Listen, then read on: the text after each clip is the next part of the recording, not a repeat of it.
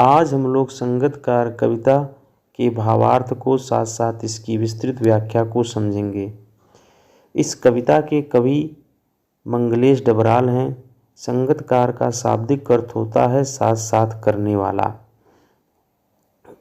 तो जैसे कोई भी व्यक्ति या कोई भी संस्था होती है, उसके जो लोग साथ देने वाले होते हैं उसको क्या कहा जाता है? संगतकार।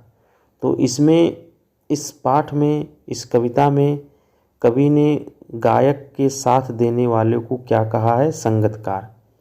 और जो गाना गाता है उसको कवि ने मुख्य गायक बनाया है।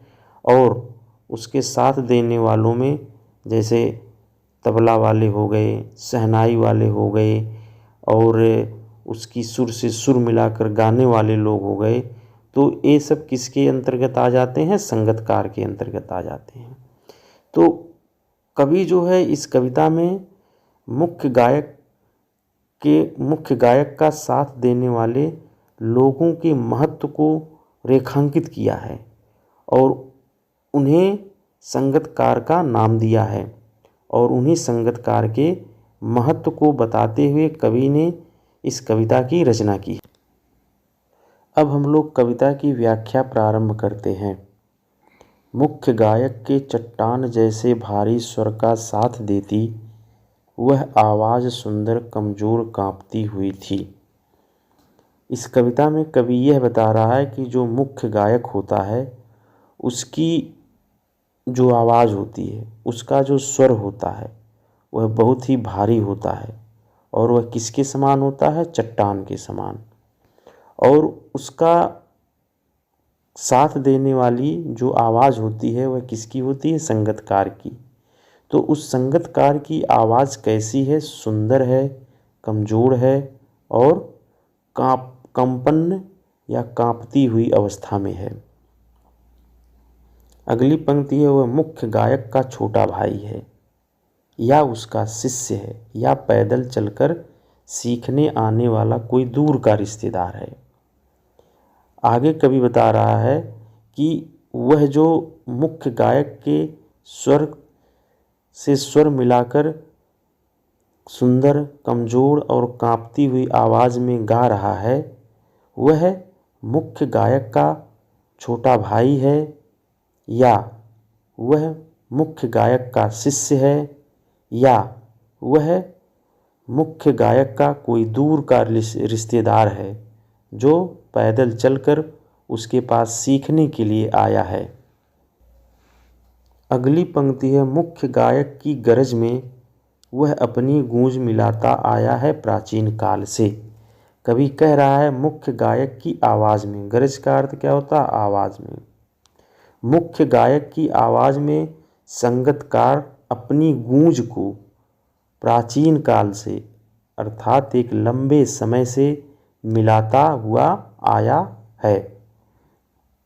अगली पंक्ति है, गायक जब अंतरे की जटिल तानों के जंगल में खो चुका होता है। जो मुख्य गायक है जब वह गाते गाते जटिल सुर रूपी जंगल में खो जाता है या अपने ही सरगम को लांघ कर चला जाता है भटकता हुआ एक अनहद में, या वह अपनी सीमा को लांघ करके गाते गाते वह अपनी खुद की सीमा को लांघ करके वह अपने मार्ग से भटक जाता है और एक ऐसी सीमा में चला जाता है जहाँ से उसका लौटना असंभव सा प्रतीत होता है। अगली पंक्ति है, तब संगतकार ही अस्थाई को संभाले रहता है। तो उस समय जो संगतकार होता है उसकी भूमिका बढ़ जाती है और वही जो है उस सुर को संभाले रहता है, बनाए रखता है। अगली पंक्ति है, जैसे समेटता हो मुख्य गायक का पीछे छूटा हुआ सामान।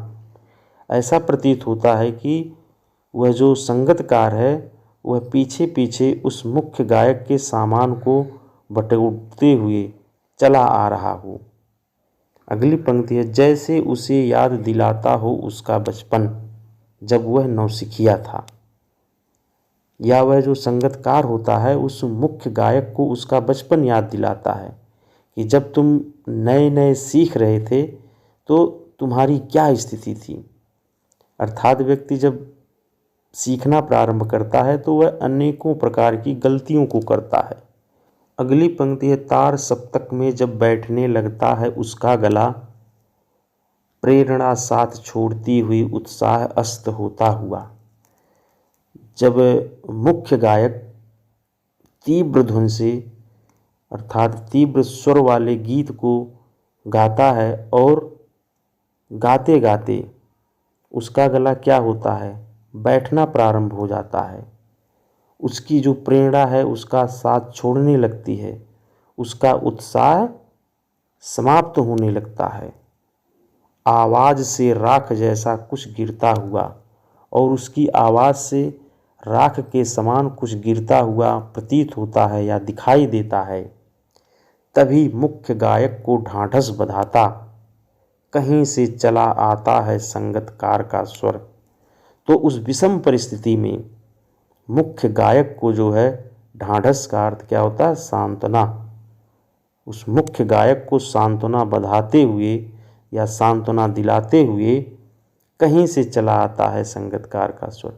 तो संगतकार का स्वर धीरे धीरे प्रकट हो जाता है।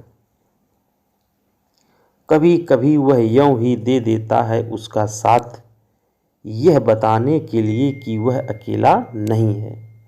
वह जो संगतकार है कभी कभी मुख्य गायक का साथ दे देता है और वह इसलिए दे देता है कि ताकि मुख्य गायक को यह आभास हो जाए, यह पता चल जाए कि वह अकेला नहीं है, उसका भी साथ देने वाला कोई है।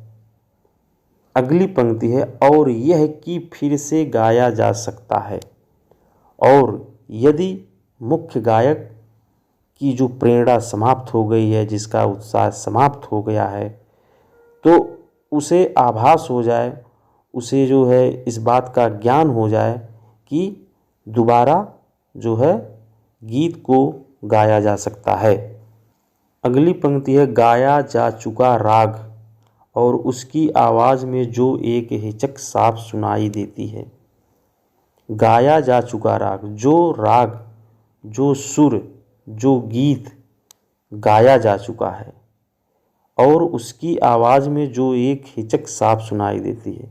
और उसकी आवाज़ में, किसकी आवाज़ में, संगतकार की आवाज़ में एक हिचक जो है साफ सुनाई देती है, अर्थात उसकी आवाज़ में हिचकिचाहट सुनाई देती है। अगली पंक्ति है, या अपने स्वर को ऊंचा न उठाने की जो कोशिश है।